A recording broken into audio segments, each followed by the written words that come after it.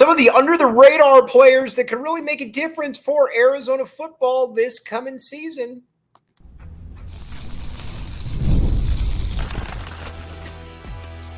You are Locked On Wildcats, your daily podcast on the Arizona Wildcats.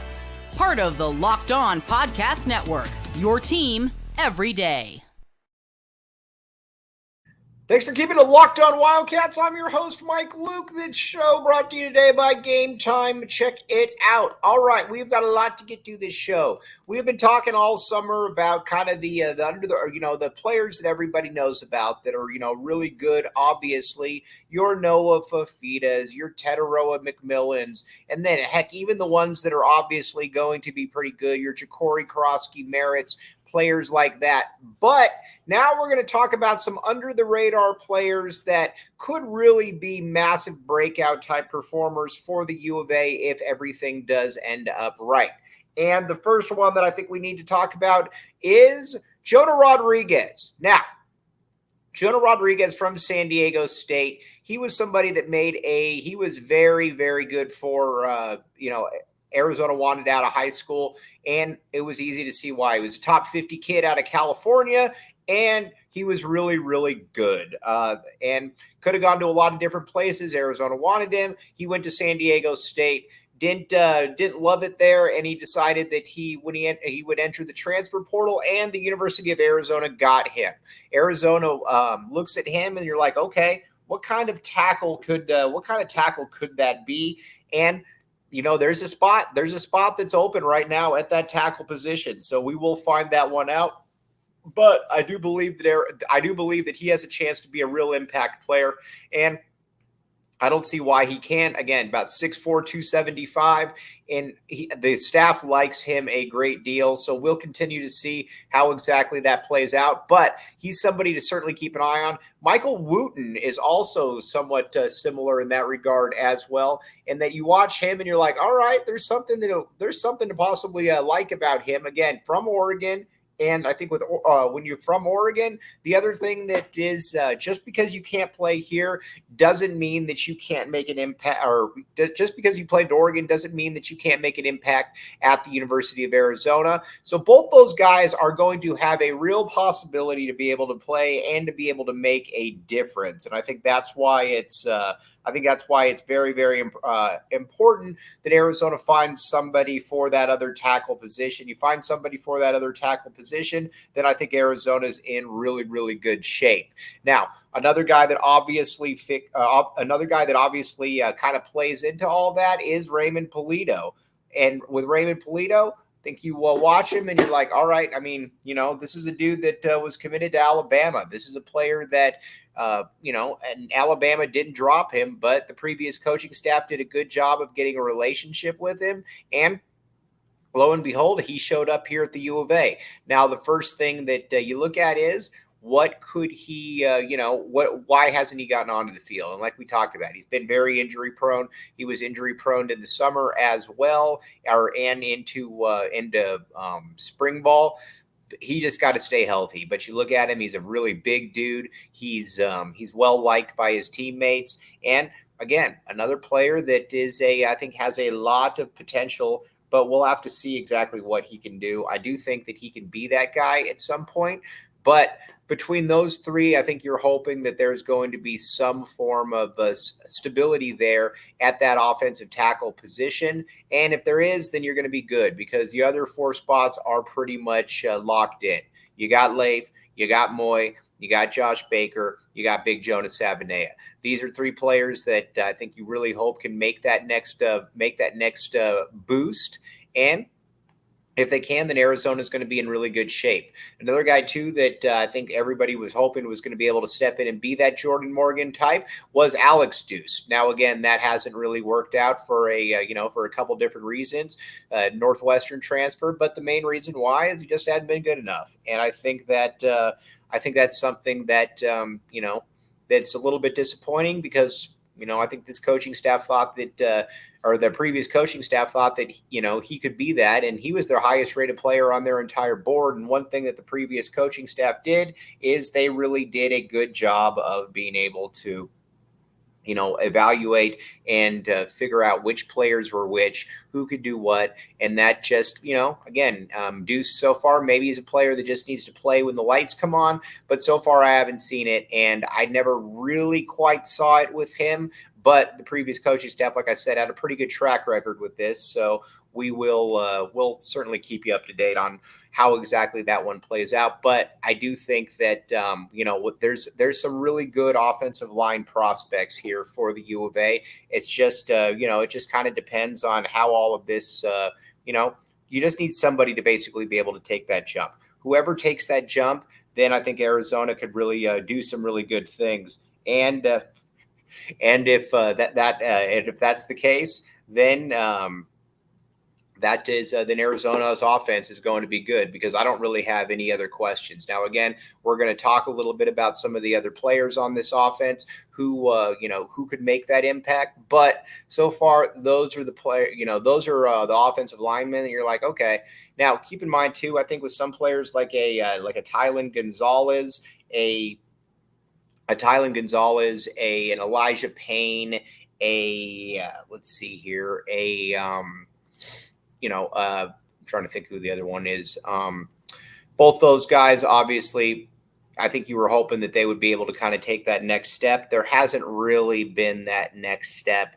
And I think that's been kind of frustrating for, Arizona fans, because, these were some players that had some real potential coming out of high school. And, maybe they will reach it at some point. We just haven't seen it yet. And I think that's, the part that's just kind of, a little bit disappointing, but it's also not the end of the day as well. Arizona's going to be just fine. But still, I think you wish that one of those guys would have been able to emerge. But either way, you've got enough players on this roster that you already know are good enough to be able to make that contribution. But the O-line, like I said, that's going to be what we're going to keep talking about.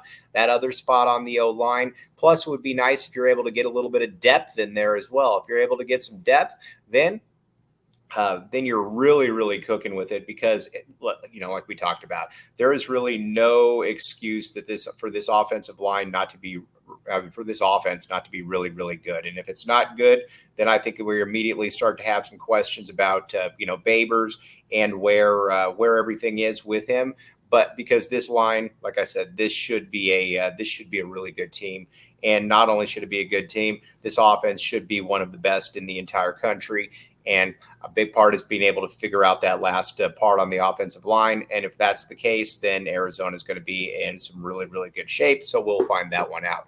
Now, when it comes to the offensive side, skill position, there's somebody that I think we need to talk about. But first, Gametime. Check it out, Gametime. All kinds of really good stuff at Gametime. Let's say that you're looking to go to a sporting event, and you don't really know exactly where to go, where to find something. And maybe the first thing you're like is, okay, let's see here. I would like to go to a football game. Well, you know what? A great part would be use Gametime.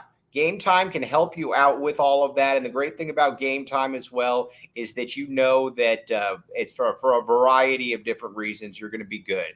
And that's the main thing about it is you want to know that you're going to be good, and they're going to have you covered at a very decent price. That is something that we very much like about Gametime, and they're reliable. Check it out. Gametime. Download the Gametime app today. Use code LOCKEDONCollege for $20 off your first purchase. Terms apply. Again, another one of these ones where you will thank me later. Check it out. Gametime.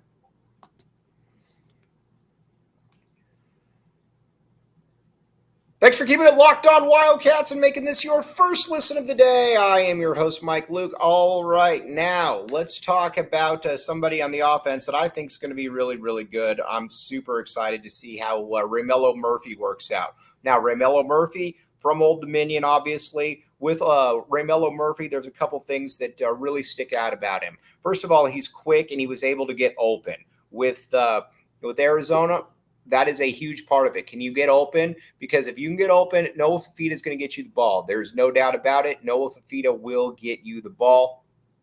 And the other part about this as well is that he can, he comes highly recommended from Les Fifita. Les Fifita obviously has his ears to the ground on everything going on in Southern California football. This is a player that he vouched for. We very much like Les Fifita, and it makes a ton of sense. Well, with Murphy, there's a spot for him because keep in mind, Kevin Green has moved on. Kevin Green is at Washington now. And so there's that spot in that slot. And I think that Arizona would love for this to be the case. If he can, if Ramelo Murphy can be that dude, then Arizona, I think, is really good because already you've got Tetaroa McMillan, you got Montana Lamonus Craig, you got Malachi Riley. One more little kind of quick little shifter in there, and you're good. But like I said, very excited to see what Ramelo Murphy is going to do here. And that's also the other thing, too. You're very excited. It's exciting to see just what Arizona can do when it comes to, new players that are coming in here. This is somebody that this staff brought in. I think they're going to be really good for it. But Ramelo Murphy, I like him a lot. Now, when it comes to the defensive side, there's a couple players that I think are a little bit under the radar that we need to talk about. And I think that first one is Demetrius Freeney. Demetrius Freeney fits in very well with what Arizona wants to do if he's good, because keep in mind, there's playing time to be had at that cornerback position.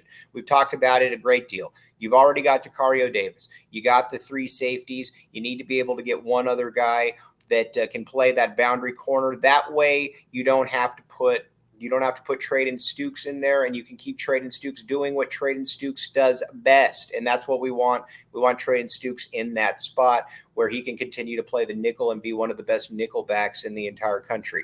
But Demetrius Freeney is going to have every opportunity. Went to Miami. That obviously didn't work out, but he was a pretty highly thought of kid coming out of California. So if he can be that, then Arizona is going to be much, much better for the wear. But we're going to talk about one other one in just a second. Come back with us. Thanks for keeping it locked on Wildcats. I'm your host, Mike Luke. Now, the other one that we want to talk about, Marquise Killebrew. Now, this is a player. He was committed to Georgia at one time, Louisville. He was a four-star kid, a top 100 player in the country. Dealt with a hernia issue for a good percentage of the time. And when that was obviously an issue. Arizona found it. They corrected him, and he's going to be very much in play to be one of those corners. This coaching staff wants him to be that, and if he can be that, then they're going to be in super, super good shape because with everybody else, there's one that secondary is pretty much set. You got to get one more guy in there, though. We just talked about with Demetrius Freeney. Maybe it's him. Maybe it's Killebrew. Whoever it is, saddle up. Need one more player in there, and Arizona will be good. But, I think it's also going to be interesting to see just how resourceful this coaching staff is, because this coaching staff has certainly shown that, they can plug holes. They can get players in that are good. What is that next step? If they can make that happen, then you're going to be in really, really good shape. But those two corners, I think, are absolutely under the radar players that Arizona fans need to keep an eye on.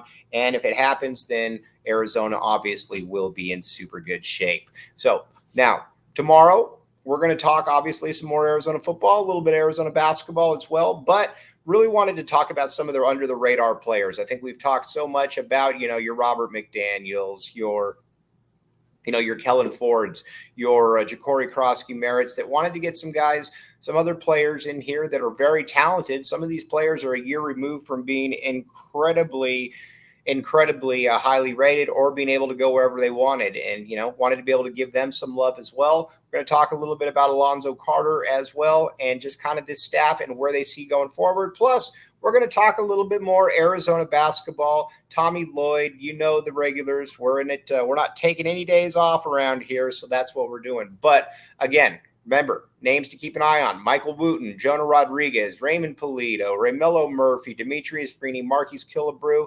Lots of guys with a lot of talent there, and Arizona's going to need some of these dudes to be able to step up. But as always, very much appreciate you all making Locked On Wildcats your first listen of the day. I'm your host, Mike Luke. Bear down, back the A, and come back with us tomorrow.